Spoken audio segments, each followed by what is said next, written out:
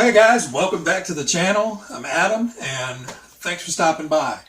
So today we've got a kit that I picked up actually a few weeks ago, or probably a few months ago. I don't know. Time flies this time of year, and I'm having a real hard time keeping track of even where I'm at. Anyway, we have the Neophyter on the DT-03 chassis. So I picked this up from Tower Hobbies. I think it was like 135 bucks. And I'd been looking at it for a while, and I'm hoping it's as good as I think it's going to be, because I think for this price point, this is going to be an excellent bang for the buck.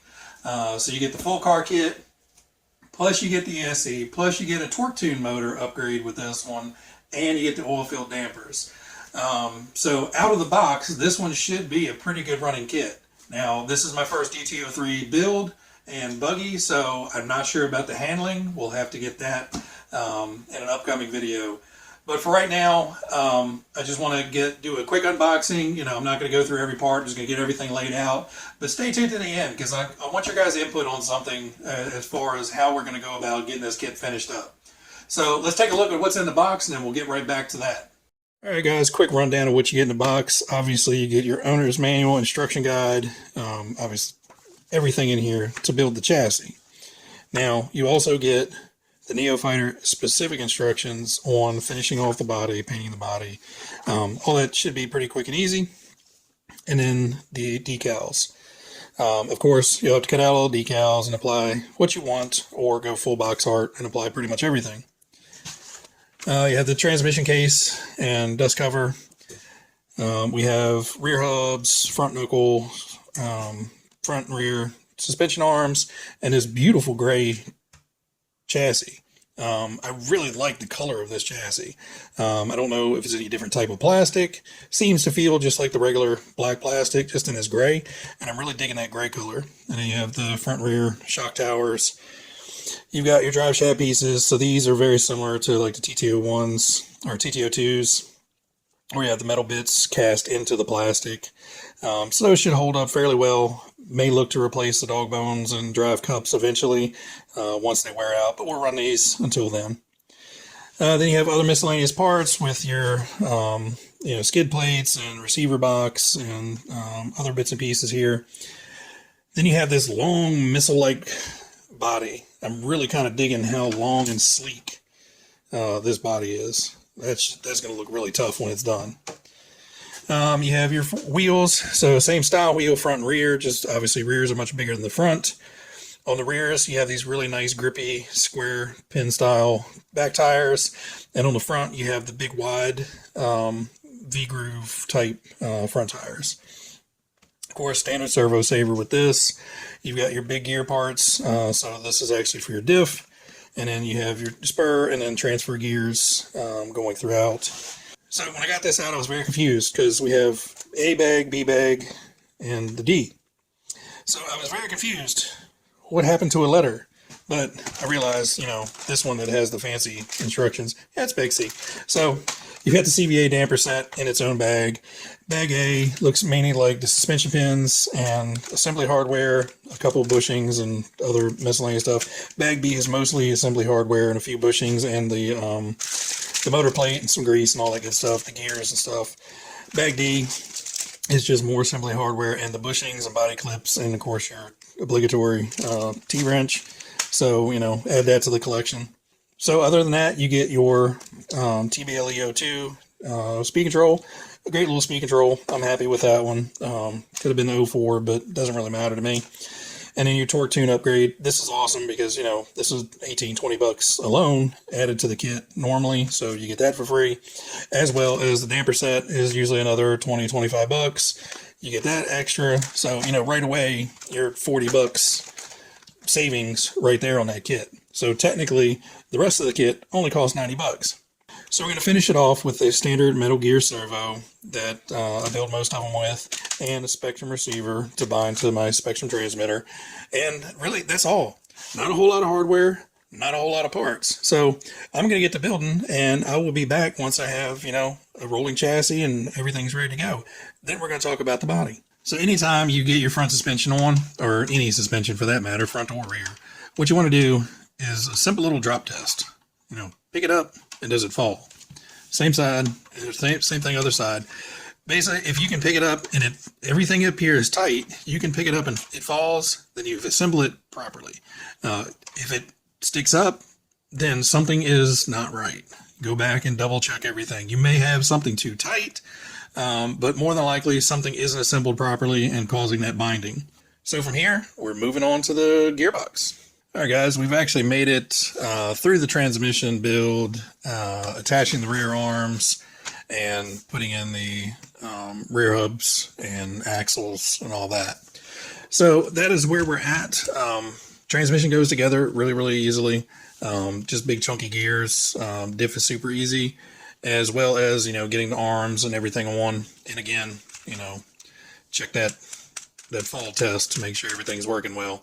Real quick tip, I know it's in some of the manuals, not all of them, but when you're dealing with these things and, getting axles in and, fumbling around, put a little bobby pin through the axle stub, and that way it'll keep it from falling out. Your bearing will stay in there. If you move this and, something pops out, it just aids in not fighting everything. So just stick those in temporarily until everything's put together, and now that it's in there, we can pop those guys out and move on to the next steps. So next steps is assembling this mount and then shoving all that into the chassis.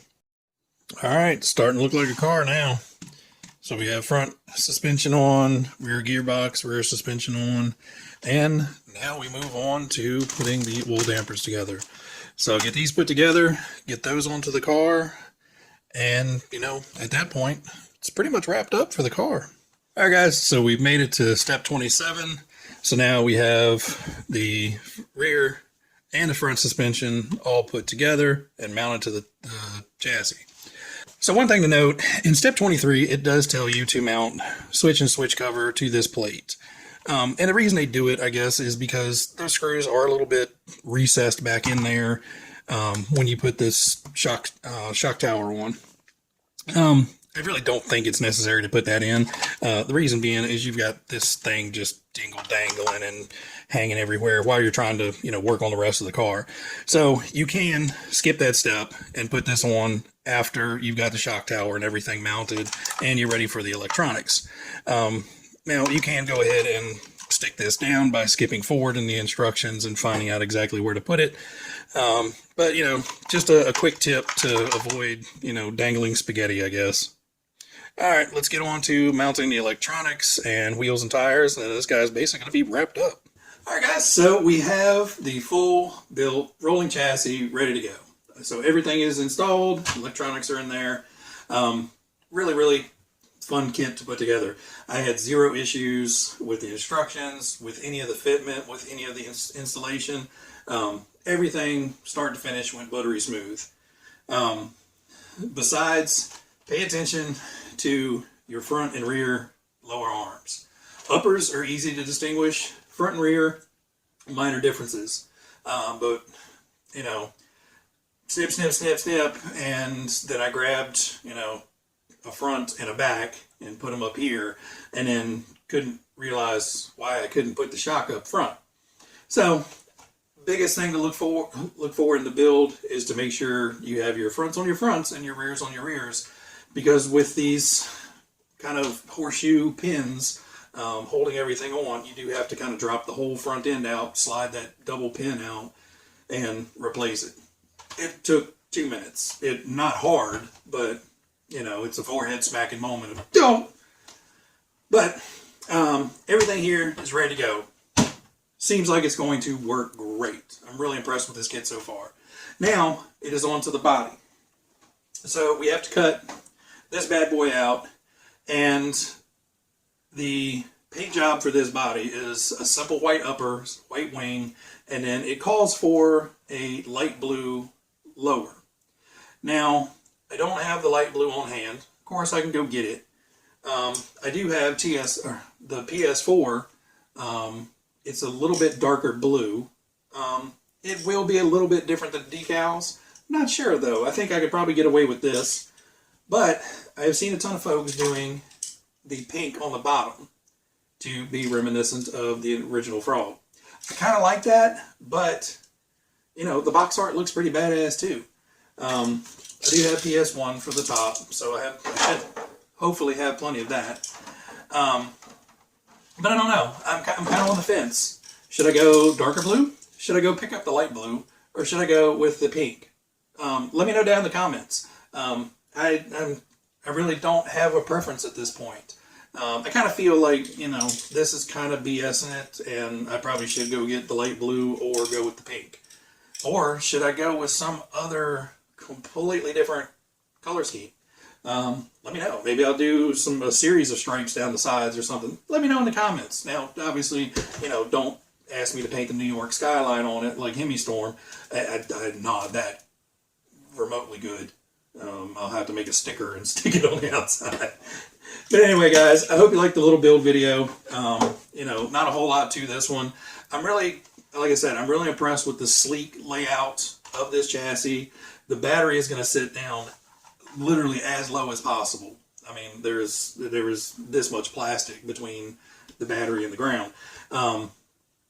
And it is biased a little bit more towards the rear. So, you know, and all your electronics are at the rear, motors at the rear. You should have pretty damn good traction with this. Now, with this torque tune motor in there, I'm worried about, you know, with all that traction, all that weight to the rear, is it going to make the front end slide around? I don't know. Never had one before. But we'll find out very shortly. So one thing to note is with this, I did not want to, you know, stick an aerial out through the body. So basically, you know, you get that big aerial in here. If you're running 2.4 gigahertz, you know, you're probably going to need this much of it. So, you know, cut the antenna tube in half, play with it. All you need to do is really warm it up. If you see it go clear, you've gone too far. There's a fine line between flexible and, you know, liquid, it seems. So, you know, I just heated up a small section of it and put a nice curve in it. And it was just long enough to where it would go down into the antenna mount. And there's actually a hole in the shock tower back here that's right beside the mounting hole for the wing stay.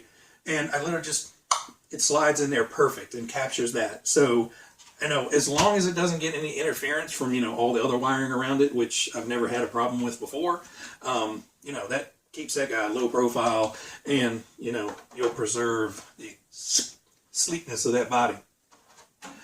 Anyway, guys, that's it for today on this build. I'm going to wait for feedback to see what I'm going to do with the body set. So, again, leave your comments down below. Let me know what you guys think may be an awesome look, and I'll kind of figure it out.